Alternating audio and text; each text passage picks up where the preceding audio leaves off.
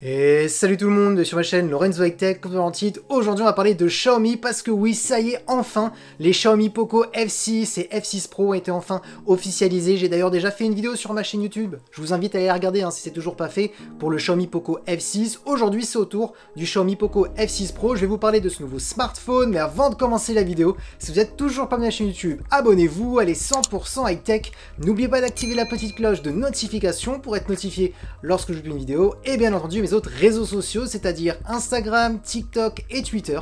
Tous les liens seront en bas dans la description. Du coup, avant de commencer par le design, il y a à vous parler des premières caractéristiques de la face avant. Pour les gens qui ne connaissent pas la gamme Poco chez Xiaomi, souvent c'est une gamme pour les gamers et on a souvent de très bons prix. On est souvent même sur les meilleurs smartphones en termes de rapport qualité-prix au niveau performance. Donc voilà à quoi ressemble souvent la gamme Poco chez Xiaomi pour les gens qui ne connaissent pas cette gamme de smartphones. Maintenant, on va attaquer tout de suite le design. Alors en termes de design, on voit tout de suite qu'on est sur un design à la Poco. Par contre, par rapport à avant, on a changé un petit peu en termes de design. On est sur un design un peu plus classique, où avant on avait des couleurs plutôt flashy, très jaunes, très orangées, avec des designs qui montraient qu'on était sur des smartphones pour gamers. Ils ont un petit peu voulu changer un petit peu le design de cette gamme, on va pas se le cacher. Maintenant, moi je trouve plutôt joli, et c'est vrai que moi j'étais plutôt fan des smartphones plutôt sobres que gamers, donc moi je trouve que c'est un bon point. D'ailleurs, dites-moi ce que vous en pensez en commentaire.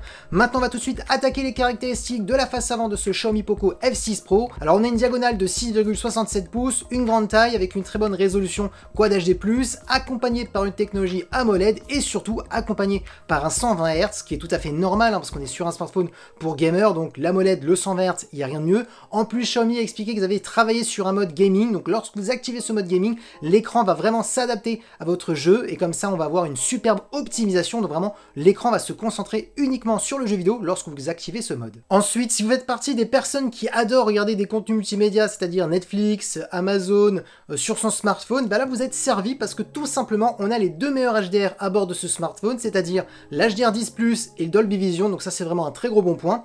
Ensuite, en termes de luminosité, c'est vraiment le gros bon point de ce Xiaomi Poco F6 Pro. Tout simplement, Xiaomi a réussi à atteindre un pic de 4000 nits sur son smartphone. Alors bien entendu, je vous le dis souvent, c'est du marketing, vous serez très rarement à 4000 nits, mais c'est pour prouver quand même que l'écran est lumineux. Souvent on sera plutôt entre 1200 et 1500 nits en général. Ensuite, concernant la caméra frontale, on est sur du 16 mégapixels et en termes de sécurité, on a un capteur d'empreinte qui est sous l'écran. Du coup, franchement, il n'y a rien à dire concernant la face avant, on est vraiment sur un écran très premium. Maintenant, attaquons la partie photo. Alors pour les gens qui me connaissent, qui regardent souvent mes vidéos, je le dis souvent, la gamme Poco, la partie photo, c'est pas leur point fort, leur point fort à eux, c'est vraiment le rapport qualité-prix au niveau des perfs et au niveau de l'écran. Il faut pas vraiment être exigeant lorsque vous achetez un smartphone Poco, donc si vraiment vous voulez le meilleur Xiaomi pour la photo, ce sera pas la gamme Poco qu'il faudra choisir. Maintenant, il s'améliore quand même d'année en année, on le voit tout de suite sur ce premier capteur principal. On est sur un capteur principal de 50 mégapixels, ça va être le meilleur capteur que vous allez retrouver sur ce Xiaomi. On a ensuite un ultra grand angle de 8 mégapixels qui va permettre à faire des photos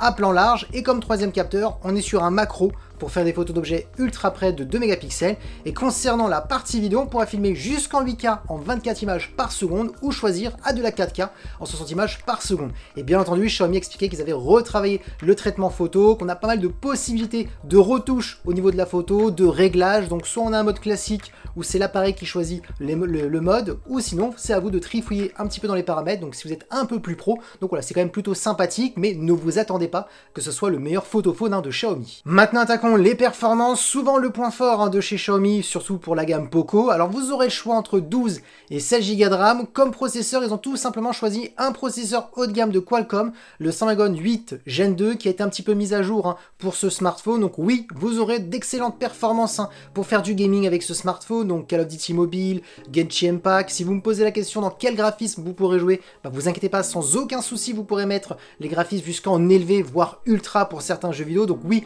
on sera sur d'excellentes performances. Bien entendu, oui, ce n'est pas le Snapdragon 8 Gen 3, parce que quand je vous donnerai le prix du smartphone, vous comprendrez que c'est pas possible pour ce tarif d'avoir le meilleur processeur de Qualcomm, mais on a quand même un très bon processeur haut de gamme. En plus, Xiaomi expliquait qu'ils avaient retravaillé le système de refroidissement pour éviter les baisses de performance, parce que oui, si vous avez un smartphone qui surchauffe vite, bah les performances s'écroulent très rapidement, donc ça sert à rien d'avoir un bon processeur si on a un mauvais système de refroidissement. Donc ça, c'est vraiment un bon point de la part de Xiaomi. Ensuite, en termes de stockage, on ira de 256 à 1000 1000 Go.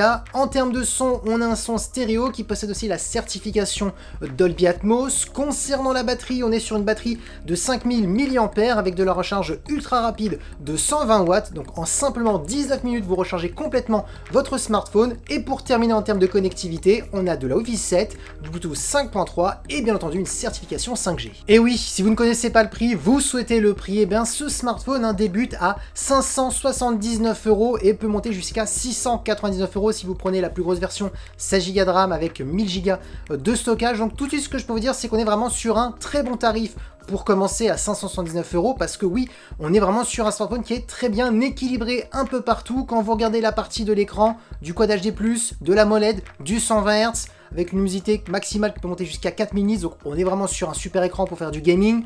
Ensuite, oui, la partie photo, c'est souvent le point qui est un petit peu le moins de chez la gamme Poco, mais bon, on ne peut pas être parfait un peu partout, surtout pour ce tarif. Ensuite, on a un processeur, le Snapdragon 8 Gen 2, qui est un excellent processeur haut de gamme de l'année dernière, mais qui reste encore excellent pour pas mal d'années. Ensuite, on a aussi une batterie qui se recharge plutôt rapidement, en 19 minutes, et une grosse batterie de 5000 mAh. Donc, on est vraiment sur un smartphone qui est très bien équilibré un peu partout. Alors oui, maintenant, je sais que peut-être que certains qui connaissent la gamme Poco depuis pas mal d'années vont dire « Ah, mais les prix ont quand même vachement augmenté par rapport à d'autres années. » Maintenant, oui, parce que les composants coûtent un peu plus cher par rapport à avant. Xiaomi se fait un peu plus de marge par rapport à avant, maintenant, on va pas se le cacher.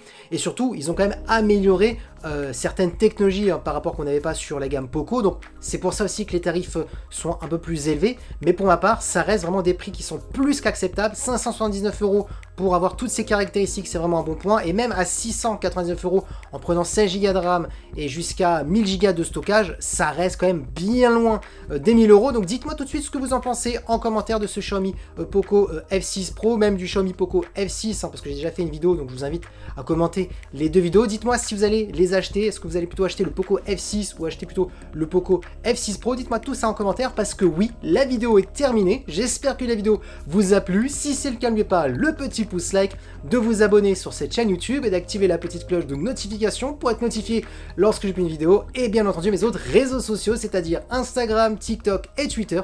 Tous les liens seront en bas dans la description, et maintenant je vous dis à très bientôt.